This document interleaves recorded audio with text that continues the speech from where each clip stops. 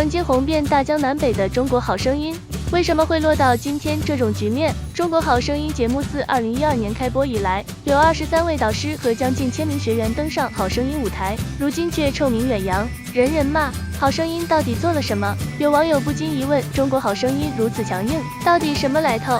歌手李玟去世后，一段疑似李玟控诉好声音的录音流出。录音中，李玟嘶吼地表示节目组的不公平待遇，爆出被好声音节目组威胁、伤害，甚至在行动不便的情况下被节目组拉下台，期间差点打他。这段录音曝光后，很多人质疑浙江卫视，网友们更是替李玟打抱不平，更有明星站对李玟。该录音曝光，引发极大关注，迅速登上热搜。被曝光录音，而中国好声音在官方微博回应称，该录音是恶意剪辑，并表示强烈谴责。出于对逝者的尊重，我们不再对此事过多解释。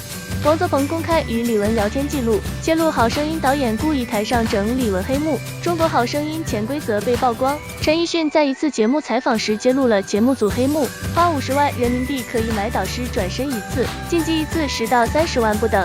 原来一向以公平公正著称的节目，背后竟然是资本运作吸金的手段。这种说法是否是非空穴来风？导师们频频爆料，种种不公平现象背后是否有迹可循？好声音早期选手徐海星也发声称，自己曾被节目组用合同威胁。听完 Coco 的录音，真的是气到发抖。还有什么能比这个节目的制作单位更恶劣呢？刘欢还在2016年对中国好声音提起诉讼，控该节目侵权且作秀成分居多。后来在锵锵三人行中，刘欢表示，中国好声音的录制基本从下午2点到凌晨3、4点，自己身体吃不消，且节目中学员自曝的故事或成功励志的背景，大部分都子虚乌有。金星曾毫无顾忌地说过，浙江卫视想请我当评委，但我不去。我知道他们内部很混乱，到最后总决赛有虚假投票的行为，可以说毫无底线可言。甚至金星公开吐槽，像类似的节目就应该直接被喊停，不应该播出来糊弄观众。还说节目组背后存在各种低劣的行为，比如花钱买晋升等等。在这档节目中，我们总能看到一个熟悉的身影，那英。她与这个节目的关系近似于家人与家，几乎每一季都有她的身影。如此深厚的关系，自然让不少观众开始好奇，那英与这档节目到底有何不解之缘。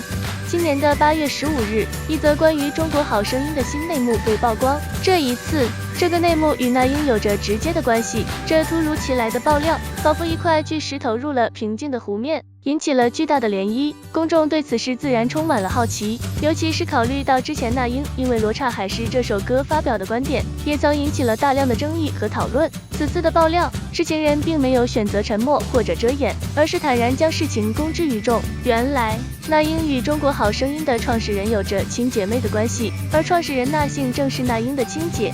那英，我得谢谢刀郎，1000多万条骂评，又让我火了一把。那英面临着两难的境地，她有选择离开公众视线的权利，但她这样做就等于放弃了与观众的沟通，也就意味着失去了与粉丝的联系。另一方面，她可以选择留下来，尽管她可能会受到一些不公正的待遇，甚至是全网的谩骂。在这种情况下，那英可能会感到痛苦和无助，这种滋味应该很耐撕，就像他们当初对刀郎那样。中国好声音2021年的冠军5颗月被称为最尴尬的冠军，好声音最尴尬的冠军，资源少得可怜，每年要交120万元，也在网上引发热议。如今在搜索网站上搜索5颗月的名字，第一个呈现出来的词条便是5颗月为什么退出娱乐圈，疑似已经退圈。2014年，周深站上了中国好声音的舞台，他空灵般的嗓音征服了所有导师和全场观众，周杰伦都给予周深声音极高评价，陈奕迅更见到大鱼原创本人时都鞠躬致谢。周深的实力是毋庸置疑的，却遭那英无情淘汰，大家对此议论纷纷。有人说，就像那英说的那样，周深相貌平平，没有冠军相，被淘汰可能是节目组的安排。也有人开玩笑说，周深没有交50万，所以被淘汰了，讽刺好声音的制度。如今那英被啪啪打脸，曾经被他亲手淘汰的人，一首歌大鱼直接封神，火到国外去了。那英对不起，我喜欢李克勤。2020年，周深和那英在我们的歌舞台上重逢了。时隔6年，周深终于把在好声音受过的委屈还给了那英。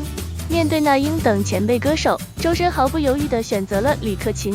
两人组成的情深深组合，还在总决赛中打败了那英和肖战的那战队，获得了冠军。周深也用自己的实力证明，30年河东，30年河西，有实力的人注定不会被埋没。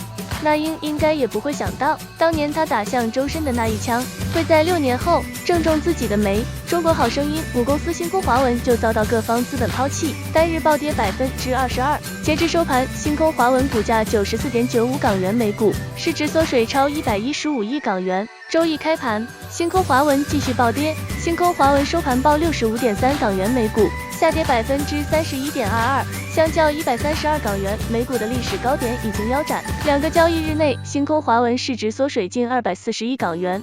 最后不得不说，蓝台背后相当强大，2天就把好声音的热搜压下去了，别的平台基本上看不到了，就连抖音也被2天就压下来了。好多博主称自己发的关于好声音的视频不知不觉就不见了，再发直接就限流，还有人称自己被受到要挟恐吓了。至于这个就不知道是不是真的了，也许有些博主这样说也就是为了流量，其他明星导师更是一字未提，可想而知资本是多么恐怖。你们怎么看？回顾陈奕迅担任导师的时光，其中一个情节引起了广泛关注。当时一位女选手上台演唱，虽然表现不俗，但似乎尚未达到观众们眼中的转身级别。然而陈奕迅在台下却感受到了一丝不寻常的氛围，导演团队对这位学员的表现异常关注，一再询问导师们对他的看法。面对这种情况，陈奕迅只能敷衍地给出回答，没有过多的表态。然而事情的转折发生的异常迅速，几天后，陈奕迅再次听到了那位女选手的演唱声音，这一次却传来了耳机中导演的声音，按一下，按一下。原来在女选手演唱的过程中，导演们不仅在幕后明确指示导师们转身，还营造出一种紧张的氛围，仿佛这是一场拼抢人才的战斗。